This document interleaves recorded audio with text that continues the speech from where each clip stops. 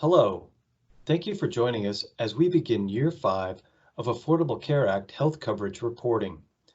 My name is Jeff Kantorowski, and I'll be walking you through Internal Revenue Code 6055 and 6056 reporting highlights for 2019.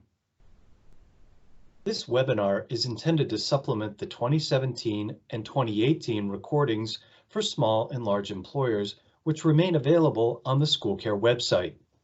As always, if you have specific questions pertaining to your reporting or the Affordable Care Act as a whole, please be sure to check with your legal counsel.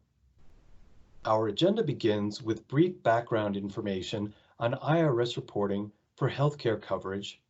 Then we'll review Internal Revenue Code 6055 transition relief for 2019. This will be followed by some key reminders, the 3 affordability safe harbors, reporting deadlines, and penalty enforcement. Lastly, we'll provide a few resources. You may also notice the Certified Healthcare Reform Specialist seal. Our Executive Director, Lisa Duquette, achieved and maintains this designation. Lisa, along with Melissa Perot and Jessica Campo, are ready to support your follow-up questions. First, a little bit of background. The IRS created Internal Revenue Code 6055 and 6056 for administration of the Affordable Care Act's health insurance requirements.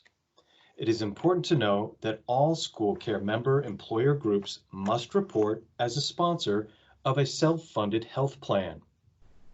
Internal Revenue Code Section 6055 is applicable to employers with less than 50 full-time equivalent employees using Forms 1094B and 1095B, and also referred to as the B forms. While Section 6056 of the Internal Revenue Code is for applicable large employers, or ALEs, with more than 50 full-time equivalent employees. ALEs report using the 1094C and the 1095C or C forms, detailing offers and enrollment in employer-sponsored coverage providing minimum essential coverage. Reporting must include any individual covered by the school care plans, including part-time employees, early retirees, and COBRA participants. Please note it does not include reporting on Medicare supplement plans such as the School Care 65 Plus plan. On December 2, 2019, the IRS issued Notice 2019-63, providing guidance on Internal Revenue Code 6055 transitional relief for 2019. With the individual mandate repealed on January 1, 2019, covered individuals no longer need documentation showing they were enrolled in minimum essential coverage. The IRS is evaluating whether and how the Section 6055 reporting requirements should change given the individual mandate's repeal. In the meantime, no penalties will be assessed for 2019 against a B form filer for not furnishing the B forms to covered individuals, provided 2 requirements are met. First, a notice must be posted on your website stating that an individual's B form is available and can be requested at any time. This notice must include an email address and physical address where the request can be sent and a phone number where individuals can get additional information.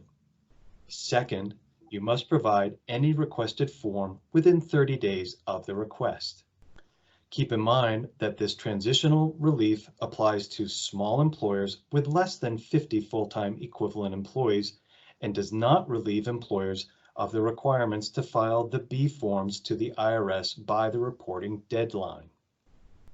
Just a couple of reminders. It's very important to know before you begin the process if you are an applicable large employer. This impacts the sections of the Internal Revenue Code under which you will be reporting. For a complete description of calculating your full-time equivalents, please refer to School Care's 2017 ACA reporting webinar located on the web at schoolcare.org/webinars-PPACA. That's schoolcare.org/webinars-PPACA. Another important reminder is that you must make a reasonable effort to collect Social Security numbers when you receive your listing from School Care. Listings were sent in early December 2019. If you haven't already done so, review the listing of covered individuals to see who is missing a Social Security number. Do you have documentation of the 3 attempts to obtain that information? If so, you're all set. Otherwise, continue to make 3 reasonable attempts to obtain the Social Security number and send all Social Security numbers obtained to School Care. When it comes to reporting, it is extremely important each year for applicable large employers to consider the 3 affordability safe harbors. The safe harbors are a way to indicate to the IRS that the coverage the employer provided is affordable. This can eliminate any employer responsibility penalties that may otherwise be assessed when an employee receives a federal subsidy for health coverage through the marketplace. The safe harbor affordability thresholds for 2019 are 9.86% for Form W-2 wages, rate of pay, and the federal poverty line. 9.86% of the federal poverty line is $99.75 per month for 2019. If you can use the federal poverty line safe harbor, it will reduce the administrative burden when reporting. To use the safe harbors, the employer must offer school care coverage to at least 95% of full-time employees and their dependents. You may use different safe harbors for varying employee classes, such as bargaining groups. And remember, the key is the affordability test applies to the lowest cost, self-only school care coverage available to the employee and not the actual coverage enrolled. As far as reporting deadlines, remember that regardless of school care's plan year being July to June, employers must report based on the IRS calendar year. Individual statements for your employees, COBRA participants, and early retirees have already been delayed from January 31st to March 2nd, 2020. However, reporting to the IRS has not been delayed. If you're a paper filer, you must report by February 28th, 2020. Those who e-file and those employers that are required to e-file due to 250 or more full-time equivalent employees must file by March 31st, 2020.